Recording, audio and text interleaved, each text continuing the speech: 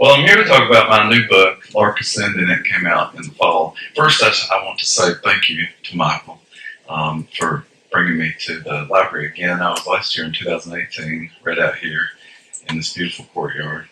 And I'm able to be here due to the generosity of the Key West Literary Seminar, which has given me a cottage for the week, so that's very nice.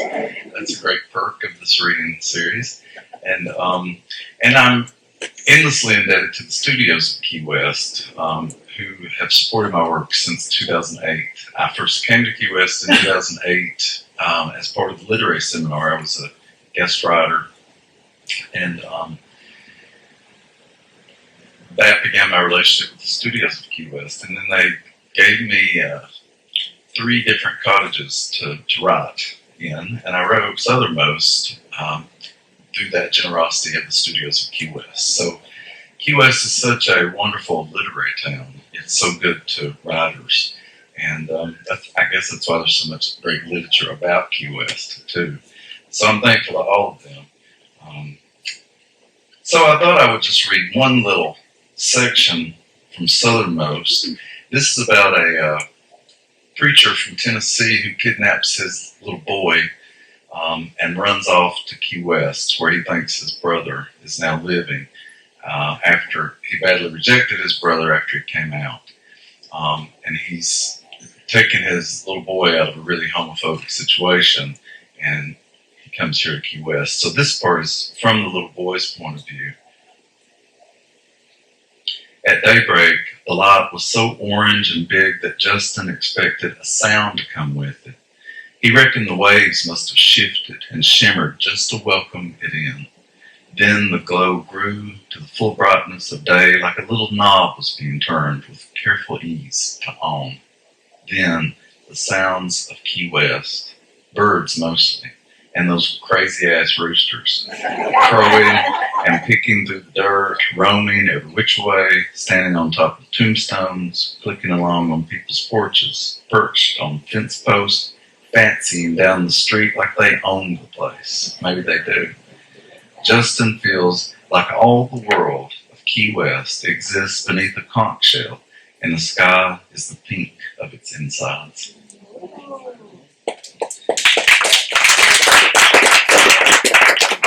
So I see some of you brought Southernmost with you. I'm so glad to see that, so I hope I can sign those for you.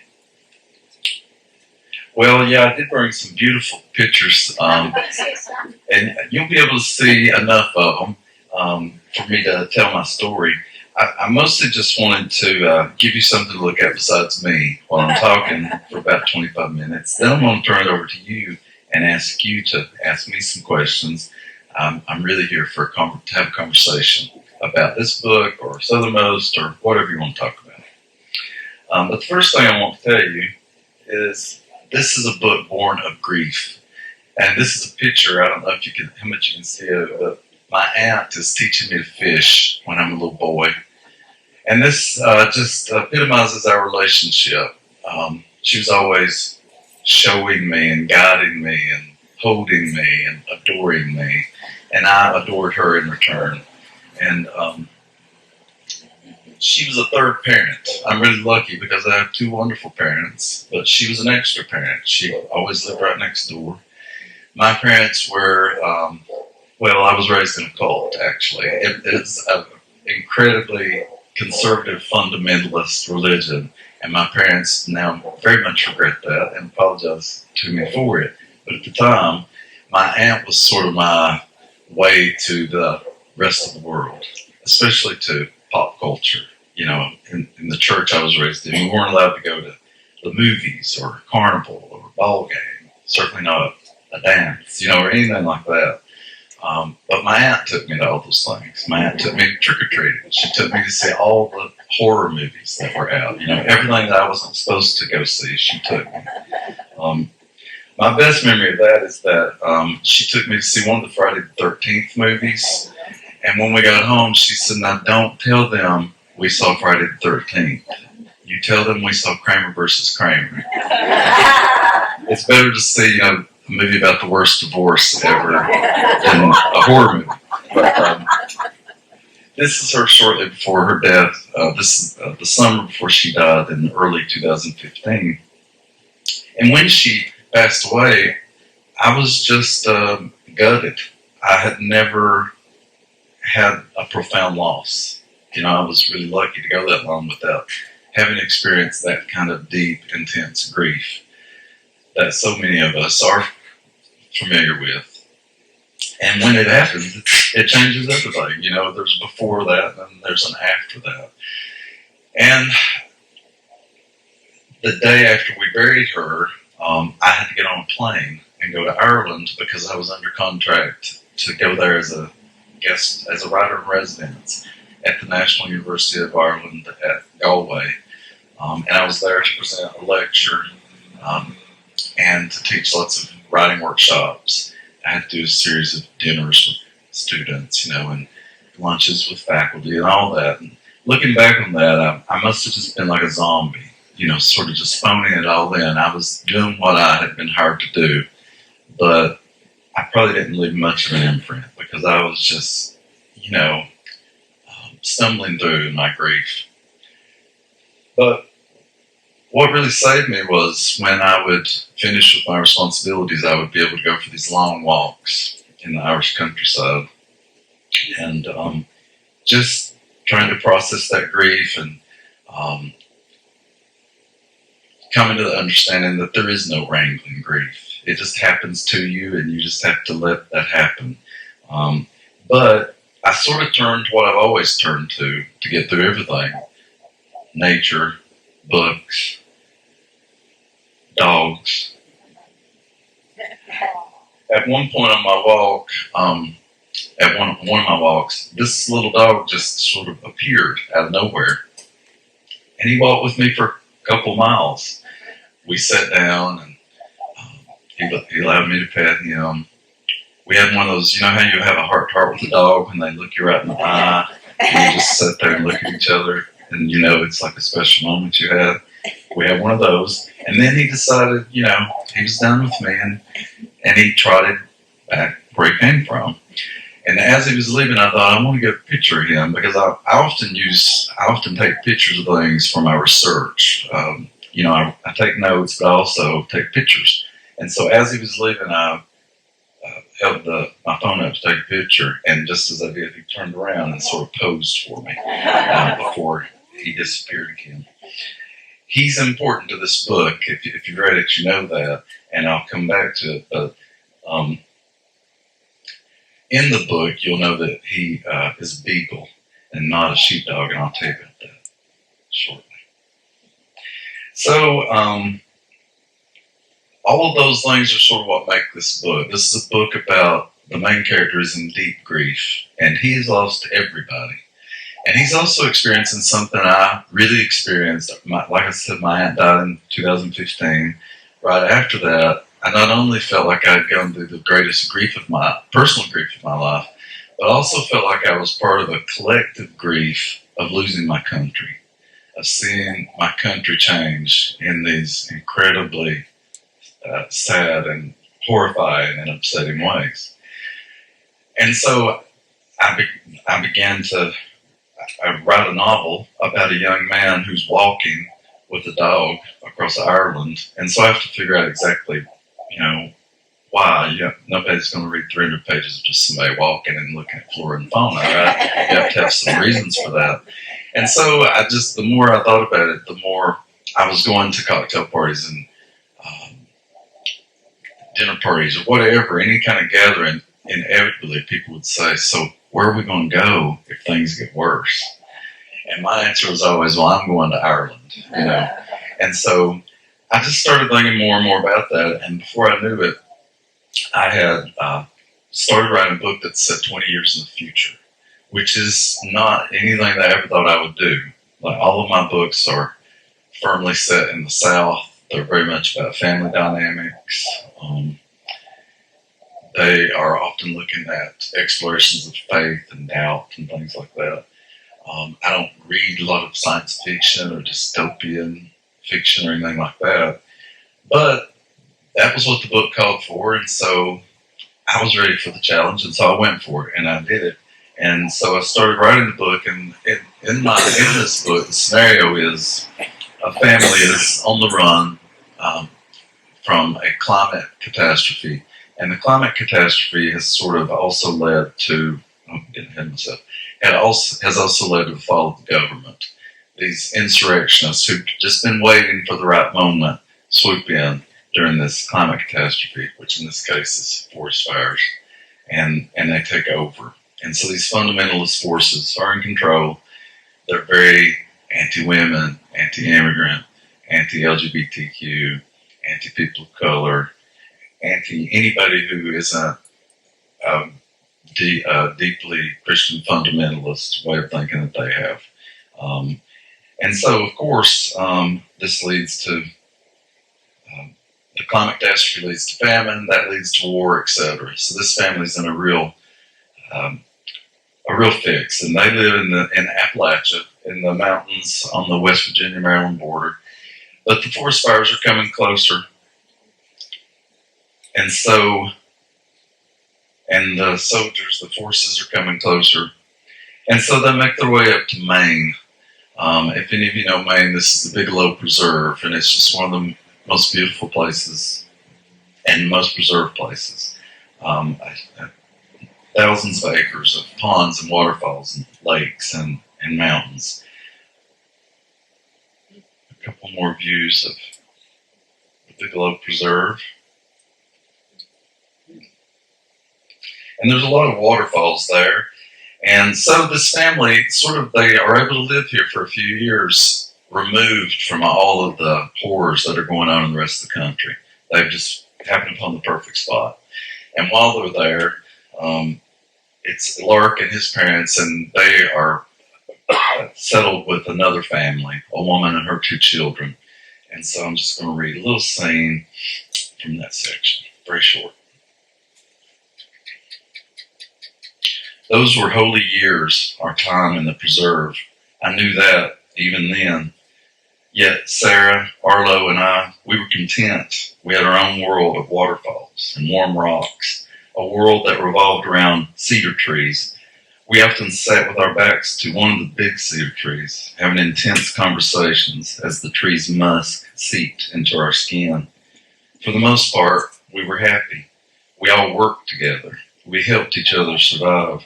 I gathered ramps, fiddleheads, and chokeberries with my mother in the forest. I cleaned the squirrels when Phoebe brought them back from her hunts, or fish that Sarah brought back from the ponds and streams. I helped my parents in the gardens. Arlo cut and stacked wood or built things we needed, a trellis for cucumber vines, a smokehouse for curing meat, a fence to keep the animals out of the garden. We worked all the time, but we also had good times. On the first warm day of the year when I was 16, we went to our favorite waterfall for a swim. The falls burst out of the mountain in a torrent, spreading in a willow shape over a bulbous gray rock that made a wide shower fall right over a wide pool. There were rocks beneath where we could stand and let the water massage our backs, but parts of the pool were deep enough to dive into. We'd whoop and holler. We'd stand for a long time under the falls, letting its water flow over our heads and bodies. We dove and swam and floated. My mother and Phoebe would lay back on the mossy rocks, relaxing. My father splashed with us. He dived and swam while we did. We were about as free as people could possibly be back then. So the waterfall is important for different reasons, and it shows up on the cover of the book, of course.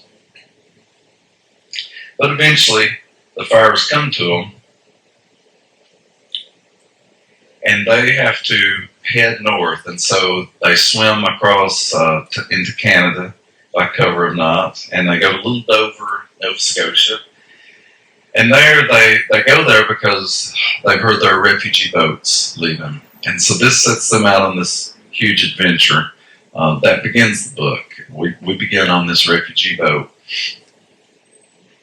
At the time, the Syrian refugee crisis was in the news a lot, and I was thinking a lot about the refugee experience and how fortunate we are to be so removed from that. You know, we read about it or we see it and we feel sad about it, but ultimately we feel pretty helpless in these situations. So I wanted to write a novel from the point of view of the refugee, but in this case, the American is the refugee. And in my case, the last country that is accepting Americans is Ireland. So it's sort of a reverse immigration to the American story, you know. And so Lark and his family are on a crowded refugee boat like these. And you know, I've always been to places that I write about, and I really immerse myself in those places. Sense of place is one of the most important things for me as a writer. I really want you to feel when you open the book that you're traveling to that place, and I want you to feel like you're there completely.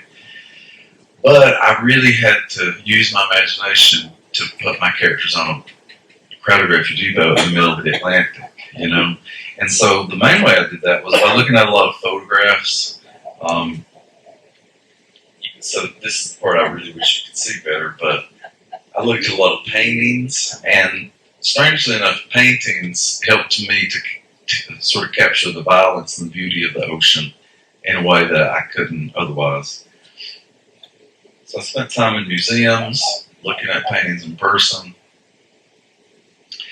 And I want to read this one little bitty scene that opens the book. What I recall best is the noise, the thrashing of heavy sprays, the thundering of the sails, the shrill cries of the crew, the suffering of the seasick. I was ill the entire first week of the crossing. Most everyone was, all of us hanging off the sides of the boat, moaning and retching. I've never known such misery, despite what I've been through since. I have had many adventures in my life, but there's no matching that anguished time. There's pain and suffering, and then there's misery, which is what we lived while we crossed the ocean. I wasn't just seasick. I was undone in sorrow. Only days before, we had been a family of 6, and now we were only 3. But sometimes there were interludes where there was nothing but the sound of the water slapping against the boat. Everyone was either asleep or silent in their misery, and there would be a kind of peace for a time. I would open my eyes and look out at the aching blue of the ocean, a color I had never seen in nature and that most likely only exists in the middle of the Atlantic. A gray blue like a storm cloud full of unspent lightning and unfallen rain. There was some comfort in knowing that, although the world was being torn in two, there were still remarkable things that went on being, that refused to lose their shine. Some days, it was only the wonder that kept us going. And so I'm writing this book in which people are pretty miserable. It's a sad, gritty book. And so I really wanted to weave through these moments of wonder and beauty, because what I was really trying to do was write a book about what might be the end of the world, but the main character remains hopeful. And he really wants to retain his humanity. That's his ultimate goal. And so hopefully, even though it is a sad, gritty, dark book that's taken on grief and all these things, I also hope that it is laced through with a lot of moments of light and beauty and hope. Because that's why I was writing it. I was trying to write through my grief at losing my aunt and feeling like I'm losing my country. Anytime I write a book, I'm doing it for very selfish reasons, because I really need to learn something from the writing of the book, from the process of it. And so in this book, I really felt like I did, and I will read that scene to you where I realized that shortly. But I want to read a little longer scene to you.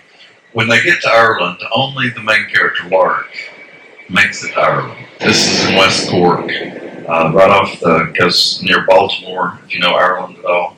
And this is where the boat arrives, and this is where Lark manages to get ashore. Not too long after that, he meets a dog named Seamus. And so, like I told you, I kept having this image of a young man and a dog walking across Ireland. And so I kept thinking of that sheepdog that had joined me on my walk. He was who came to me. And I don't associate beagles with Ireland. I associate sheepdogs with Ireland. I don't know why. It's just that's what comes to me when I think of dogs in Ireland. So I was determined to make this dog in the book a sheepdog. And so I was doing all this research on sheepdogs, and a good friend of mine had a couple of sheepdogs at the time, and so I was just calling her every other day and asking for the most minute details of her dog's lives, And finally she said, Silas, you have a perfectly good beagle at your disposal. Why don't you use it? In retrospect, she was letting herself off the hook, but it really freed me.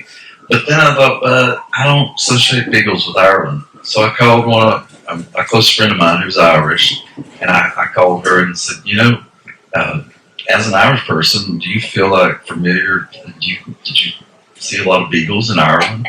And she said, oh, we had loads of beagles. And so I had the permission I needed to use my dog. This dog is Ari. He was a gift from our daughter. And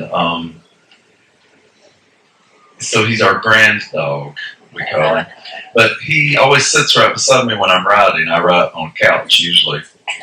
And often his velvety ear will creep right onto the keyboard as I'm writing, and I'll have to move it. So he's really entrenched in the book in lots of ways.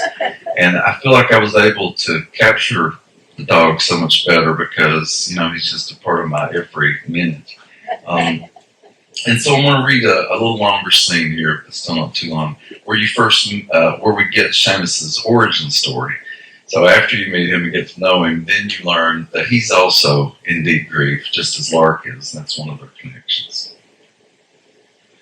Even as a puppy, Silas roamed free on the island.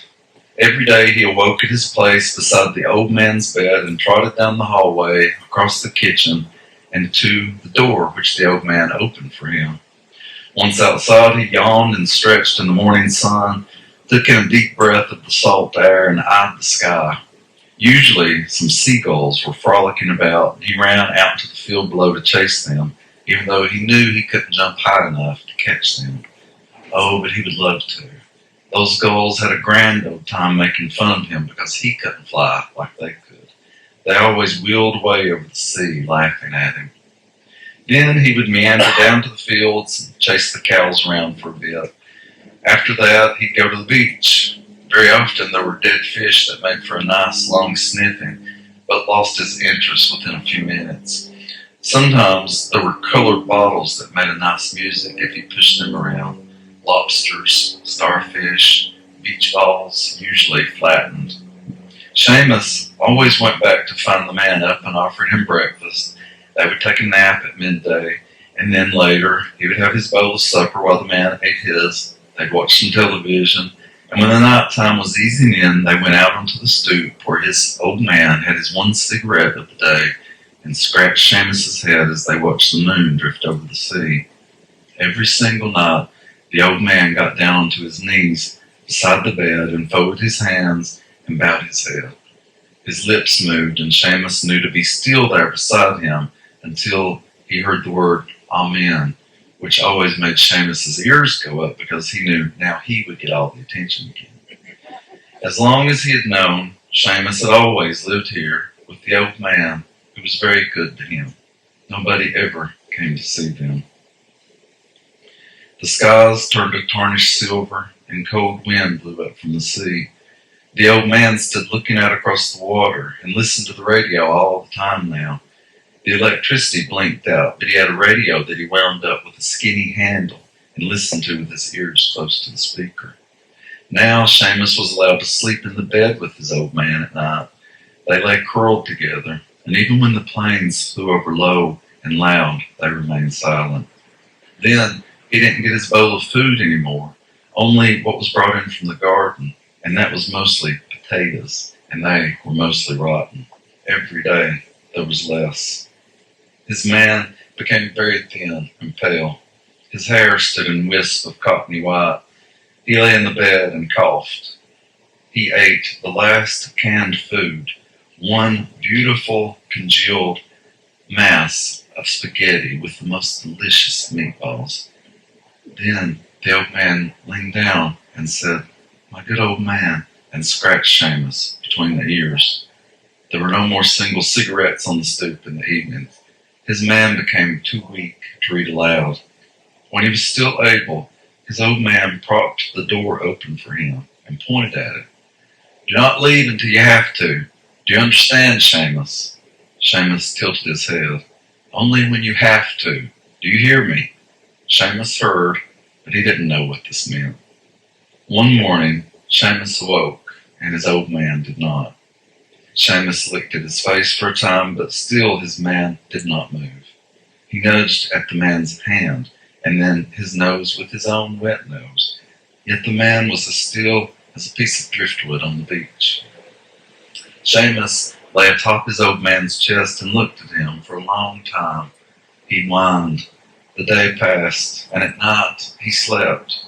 Then, the next day, he awoke, aching with hunger, but he did not want to leave his old man, so he lay there through the next night, and another. He watched the shadows of twilight overtake the room, breathing into the corners. The sun awoke him the next day. The island was very quiet. He had to perk up his ears to hear the crash of the waves down at the shore. Seamus went to the cupboard and nosed open the door. There was nothing. He went to the door and poked his head out, looked around, all silence. There was not so much as the chattering of a gull, as if the cows and the birds had left now too, like the people on the boats had done long ago. He went back and lay down with his man for many hours, and then, by cover of night, he went to the door, paused for 1 minute, and then trotted out into the great world.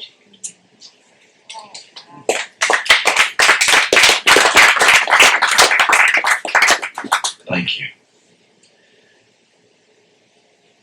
So I love Seamus, and he was a real pleasure to write. So some of the scenes are from his point of view. On that same trip, I learned about Greyfriars Bobby.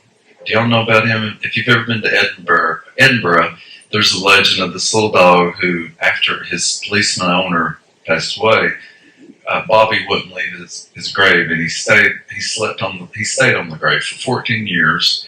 And the people in the graveyard, would feed him.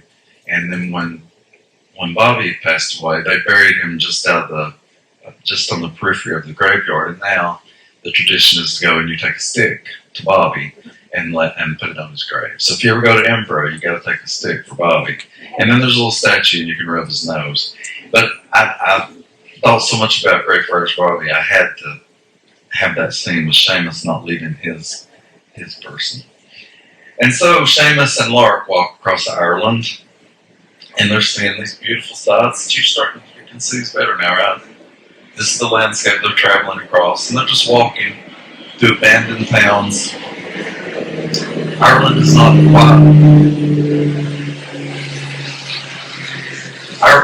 quite the sanctuary they thought it was going to be, because the United States has fallen, so Ireland and the United Kingdom not long after have fallen as well. But its beauty is preserved, and he's walking across this incredibly beautiful landscape. And as they go along, they encounter other people, including a woman that they take up with and begin to walk. And they are aiming for a place called Glendalough. It's very near Dublin. It's an old monastic settlement. In the 7th century, a man named Kevin went there. He decided he would pray for 7 years without ceasing. And so he prayed like this for 7 years, is the legend.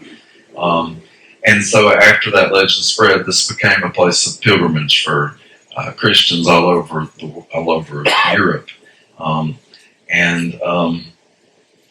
People have been praying at Glendalough nonstop since the 7th century. That may be one reason it's thought of as a thin place, Thin, meaning a place where the veil is thinner between the natural world and the supernatural world. And so Lark and his family have heard that this is a safe place to go to settle. It's a place of like-minded people. And so he's aiming for Glendalough throughout the book. And it's just such a beautiful, powerful place. I want people to know about it. And also, if you're reading the book, I always want to say it so people know how to pronounce it as well, because it doesn't look like that on the page. It's Glendalough.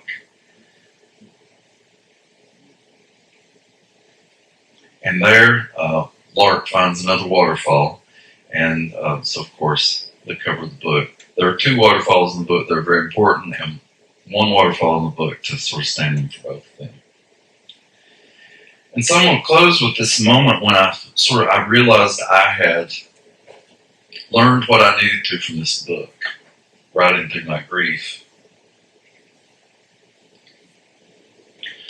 I burned, and that's what I wish for all of you, to burn with anger, desire, joy, sorrow, all of it. There were days of hunger and misery that lay ahead for us. There were days of starting all over, but we did not give up. We lived days of celebration and grief, times of quiet and fire, of low storm clouds and skies so blue they stirred up that ache of melancholy that comes with witnessing beauty. Days of simply surviving, but always there were days of wonder. I have been through many hardships, just like all of us, but most days the grief is balanced out by the pleasures, a delicious meal, the smell of cedar on my hands, the sound of rushing water, good friends. Joy and sorrow are the things of life, the two always tangled together. Anybody who's ever lost anyone knows that.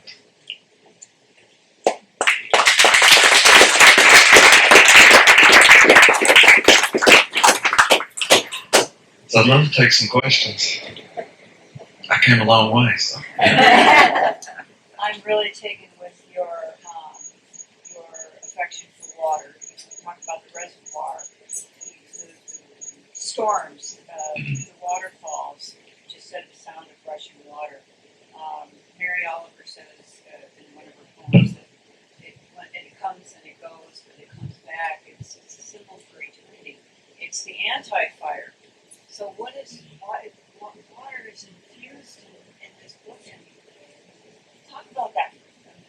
The question is about the presence of water in my work, especially in Southernmost, which is very much a book about, so it begins with a flood. It's very much about a river town in Tennessee juxtaposed against Key West, another place of water.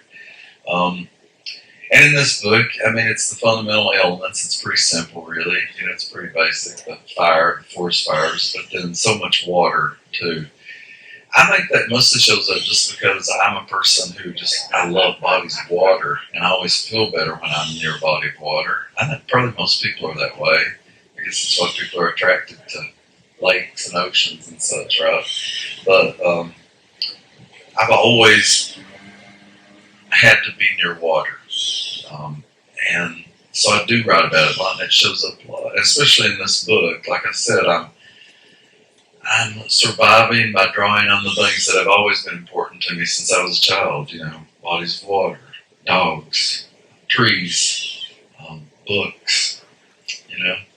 Those are when you're writing a book about the end of the world, you think a lot more about what are the essential things, you know, like what do we really need to survive? And of course, you know, you need somewhere safe to sleep and you need food, but you also, it's like they would say, you know, give us bread, but give us roses. You also need music and stories, and you know, you need beauty to survive as well.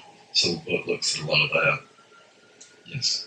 Likewise, in the cold tattoo, you chose to speak about strip mining and that atrocity on the earth. Did that affect your life personally? And Yeah, the question is about a previous novel of mine, The Cold Tattoo, which is, it has an environmental bent. These two sisters are having to fight to save their land from a coal company. And yeah, I grew up in eastern Kentucky, and I grew up across from a pristine valley. Then that was the next morning, you know, this devastated strip mine. And it was really a defining part of my childhood to see it destroyed.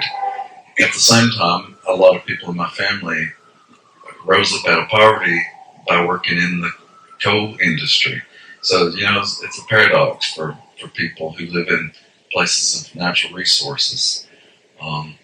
So that, I think that's one reason there's so much social justice elements that show up in my work, you know, because from a very young age, I had to be aware of sort of, you know, fighting back in that way. Thank you for reading The Cold Tattoo. Appreciate it. Yes. Yes, sir. Do I swim? I love to swim. It's one of my favorite things. I have no athleticism about me except I'm a good swimmer, I think. Yeah. Yes. You know, we've heard a lot of authors talk about their work, but you've really taken us on a trip inside your heart, and it was a beautiful trip. And I'd just like to thank you for that. It's rather unique. Thank you. I appreciate that. It always helps. I've learned as a writer, it helps to either take pictures or a musician with you, and it will be a much better reading. Yes. Lark Ascending reminded me a lot of The Road by Cormac McCarthy. Except that in your book, there's so much interspersing with nature, and nature fed them physically, Yeah. but nature all would also help them to survive. And you're talking about nature in your story. I can see now, when you showed that picture of walking in Ireland in the beginning, I can see now how that is a part of the book. Yes. And I loved the parts that were interspersed with nature and how you talked about the beauty of nature Thank you. and the sustenance. And I just finished it 2 hours ago. And I feel like I'm still living with Clark and Helen and Seamus. I hope they stay with you a while. They will. They will. Yeah, I didn't get to talk about Helen. She's a favorite character of mine in the book, so thank you for mentioning Well, Helen. I'm returning it tonight, so you can get it tomorrow. The comment, for those of you who couldn't hear, was just about the use of the natural world in my work, especially in Lark Ascending. Any other questions? Have you heard of the book The Light Pilot? I have heard of The Light Power. That's a big book right now, but I haven't read it yet. So in her book, it's water that brings the destruction of, I hate to say, civilization. Was there a reason why you chose fire as opposed to water? Why did I choose fire instead of water? Well, my last book was about a flood, so I couldn't use that again. But I was just reading a lot of climate change projections, and one of the studies that I found most interesting was a scenario of forest fires. And probably the main reason I chose fire was early on when I was writing the book. I can't remember exactly at what point, but Australia had that incredible fire. So much of the country burned, and I heard the statistic that 1 billion animals died in that, and I was just so overwhelmed with that statistic. That's the main reason that spoke to me, and I thought that would just set everything in motion in this book, everything. And originally, the book, it had way too much going on. Like there was the forest fires, and then the war, and then there was a pandemic, etc. I turned the book in right before the lockdown, and so the pandemic wasn't important enough, so we just took it out because it felt like I had put it in there because we'd had a pandemic, but I actually, it was before the pandemic. And of course, the book's also before the insurrection of January 6th, and that happens in the book. Only it's much more successful in the book. So, yeah. You gotta have a lot of trouble, to get your novel in motion. So this one has a lot at the beginning. I do want to spoil one thing for you, because so many people people ask me so much about it in the signing line. So I'm going to tell you that the dog is not killed in the book, okay? Because a lot of people will not read the book if they think the dog's going to be killed.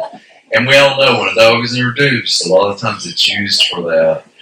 However, the book does span about 90 years, and we know dogs don't live that long, but the dog is not killed. Okay? I could not do that. So especially Seamus. I saw another hand. I thought, yes. Can you talk a little bit about your writing process, other than just sitting on the couch and writing? Well, the biggest part of that for me is walking. I walk at least 3 or 4 miles a day, and that's when I get all my ideas. That I always come back from walking with. I never want to go to the page, to a blank page. I always want to come to it ready, with everything ready to go on the page. And so walking is the biggest part of the process for me. And just being outside has always been really important to me. That's really the only thing that I can, really have process wise. I write when I can because I teach full time I teach undergraduates and I teach at a graduate school. So I'm writing when I can. And I feel like a juggler more than anything else. I feel like I have 3 full-time jobs, and so I have to, write sometimes when I can. Yes, another hand I saw. Did I hear correctly that Southern Most is going to be produced for television or film? Can you talk about your involvement in that? Well, the screenplay I didn't write the screenplay. The man who wrote it, it's a beautiful script, and I really love the screenplay. He really understands the book. We were here just about a month ago for location scouting, and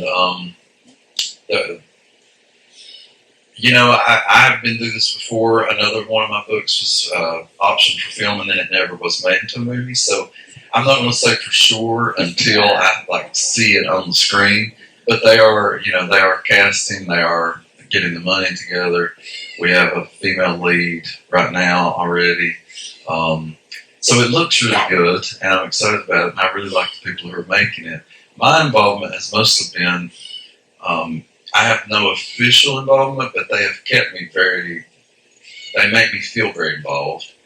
I did a vernacular read to make sure they had all of their dialect right, because I'm from Appalachia, and the characters in the book are from a little Tennessee Valley, and so it's important for the dialect to be correct. So far it's been a great process. I think they'll make a beautiful film of it. They're going to film most of it in Fort Lauderdale, but they'll do a lot of the exterior stuff here in Key West. So hopefully you'll see them around. They're going to shoot in the summer. But for one thing, the book is set in the summer, but also it's way cheaper to shoot here in the summer than it is in the time. Of course it is, So yeah. Well, if anybody else has any questions, I would love to take your questions one-on-one. I'd love to sign your books. If you don't have a book, please feel free to come talk to me. Thanks so much for being here tonight.